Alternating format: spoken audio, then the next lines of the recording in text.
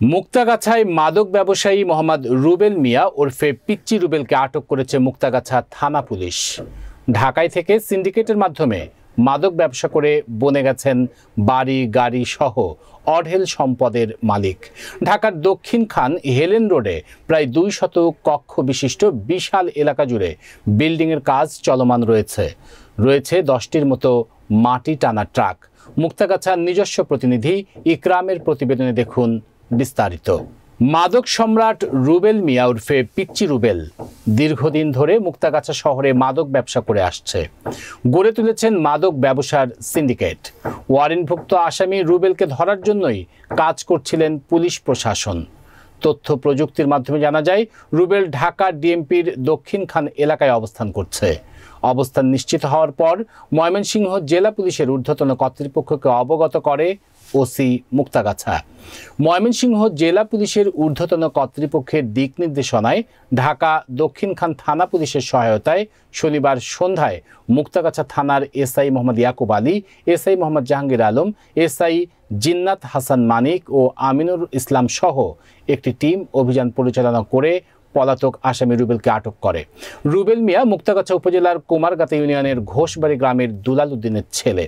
রুবেল মিয়া ওরফে পিচ্চি রুবেলকে প্রাথমিক জিজ্ঞাসাবাদে বেরিয়ে আসে, রুবেল এখনও অবৈধ মাদকদ্রব্য হেরোইনের ব্যবসা করে যাচ্ছে। পুলিশ 7 জুলাই রবিবার ভোর 4টার দিকে পিচ্চি রুবেলকে সাথে নিয়ে পরিত্যক্ত জায়গার বালির নিচ থেকে 100 গ্রাম হেরোইন উদ্ধার করে, যার আনুমানিক মূল্য 10 লক্ষ টাকা। এই মাদক ব্যবসা করেই সে গড়ে তুলেছে ঢাকার দক্ষিণ খান হেলেন রোডে প্রায় 200 কক্ষ বিশিষ্ট বিশাল এলাকা জুড়ে বিল্ডিং, যার কাজ চলমান রয়েছে। তার মাটি টানা ট্রাক রয়েছে প্রায় 10টি।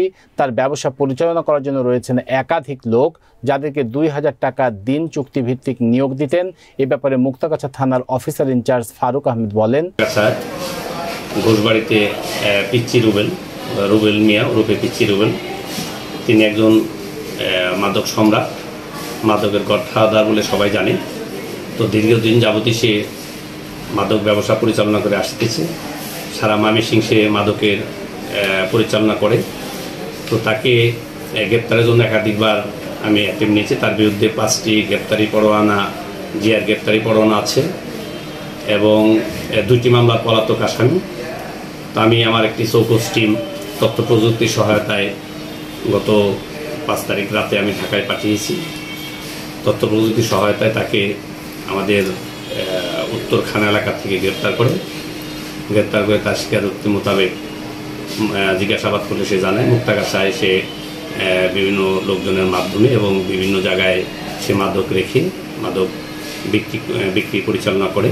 তো তার দেওয়া তথ্য অনুযায়ী আমাদের আজকে একটা টিম রাত 4টার সময় আসছে পৌরসভায়, মুক্তাগাছা পৌরসভায় এসে তার তথ্য অনুযায়ী পৌরসভা আমাদের যে পুলিশ ফাঁড়ির পাশেই এখানে একটি পরিত্যক্ত বিদ্যুৎ অফিস আছে, সেখানে মাটি বালির নিচে সদাপুরি থেকে মোড়ানো 100 গ্রাম গাঁজা হেরোইন সহ তাকে তার দেওয়া তথ্য এবং তার দেখানো মতো আমরা সেটা উদ্ধার করি।